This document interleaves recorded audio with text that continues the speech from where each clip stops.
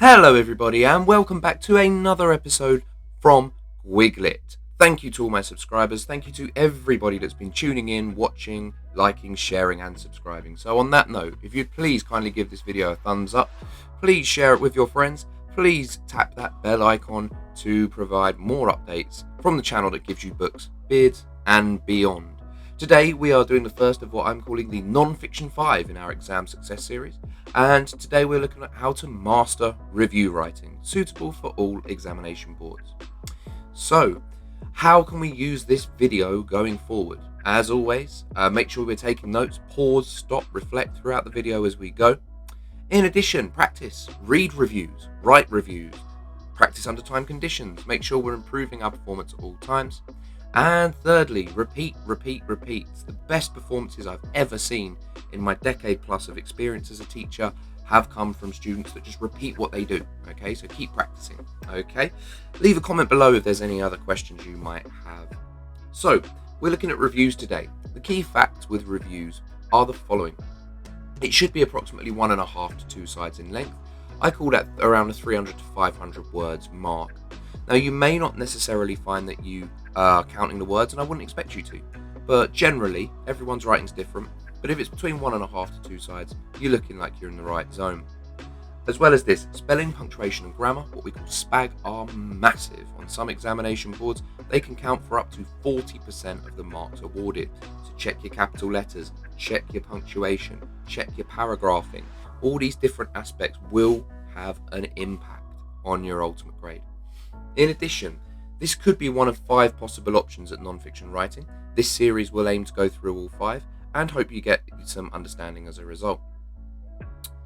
Depending on the examination board you're on, you'll have anything from 30 to 45 minutes to write this. So it may seem like a long time, but in actual fact you don't have an awful lot of time in which to go through it. Now, what a review should have in terms of its content? Well, a review should have a clear, bold title.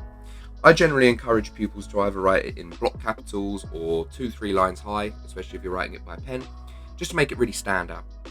It should also have the name of the writer below, so who it is. It could be your name. You could create a pseudonym, an alternative name. It's entirely up to you.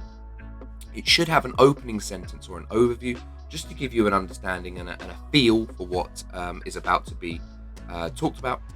And a rating goes down really well as well. Could be 5 stars or out of 10.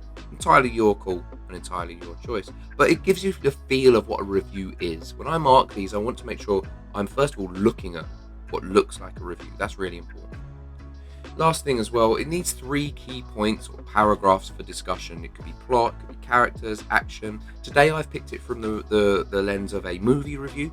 It could ask you to write about a TV show, a book. It could be asking you to write about a review on most anything. But I'm taking it from the lens of a movie today. So, going forward, what do you want to make sure it includes? Well, first of all, select something to review that you enjoy or know. It doesn't matter if that particular item is 5-10 years old or older than that. It just has to be something you have a familiar understanding of, okay? Don't pick something which you only half know. Also, as I said, start with an overview statement and possible rating. Gives us a real instant grasp of the topic itself. It should be ambitious with your descriptions and your vocabulary, okay? Really go for broke on this. Make sure we're using details and descriptions that stand out, that stand out not only for yourself, but put you ahead of your peers and contemporaries in that regard. Be clear whether you're using spoilers or not. Reviews can include spoilers, but I always suggest putting that at the top if it's a spoiler-free review or can have a warning that it contains spoilers. It's another example of knowing what a review looks like that's really important. Also, try to compare it to something similar within the genre, okay? Maybe make a reference. If it's a Bond film, mention another Bond film. If it is a film, as today's is from the Marvel Universe, refer to another Marvel Universe film. Or a book series could be something of a similar genre.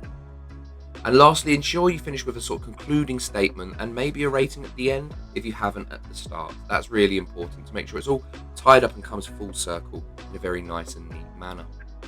However, what are the sort of things you want to avoid? I would suggest you always have to include the proper format. If you're writing without the format and it's just paragraphs, you're onto a really, really poor performance, and you want to be wary of that. Be careful. In addition, but don't be vague or mixed. Granted, you will read reviews that will be 3 out of 5 or 5 out of 10, but you're only got one opportunity at this if this comes up in the exam, and your ability and performance is going to be much greater demonstrated if it is shown on a kind of scathing review or a glowing review. I avoid sitting on the fence in that regard. Try not to tell the entire plot, okay? It's not a wiki summary. It's not required of you to tell me everything that happens. Give us the start points and maybe some key points that you found really interesting, spoiler-free or otherwise. Don't ignore proofreading. Too often I see pupils lose silly marks because they don't capitalize titles or they don't use full stops or punctuation in the right places. That's so important, folks, to make sure we're doing.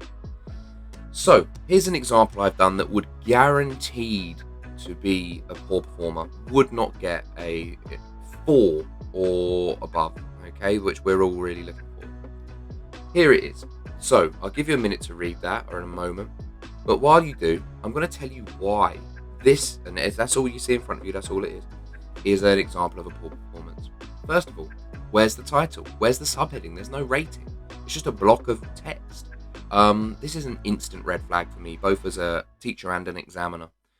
In addition, there's really basic errors, not capital G in Galaxy, where it is in a title. It, for example, is vague, a man who goes around in space. That could be any one or any number of different series or plots. In addition as well, it's really vague. I like the parts where there was fighting involved, but sometimes the plot was hard to follow. That doesn't tell me if you like it or dislike it. It's really vague and bland.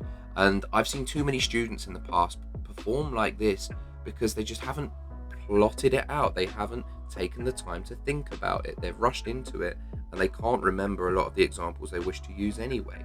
So it creates a rather poor performance. Sort of performance you want to avoid. Now, I've taken this, and I'd never say it's a grade 9, but I will say it's certainly an improved performance, one that would be worthy of a strong pass. So, first of all, I've got the title. I've got a overview sentence, okay, for the exact same film. I then put the name underneath, and I've got, whether it's spoiler free, as I have here, and a star rating as well. That there, and 2 paragraphs we got there, is a strong opening to a review. That would easily get you a very commendable ultimate grade. First of all, let's start with this. Everything is there in the review format. That's what a review should look like, and I'd encourage you to follow this, to pause the video and have another look back through as we go. Now we look at the second paragraph. It's a kind of overview paragraph. If any series in recent history has provided guaranteed hair-raising, tear-spilling and overall thrilling experiences on the big screen, it has been Marvel.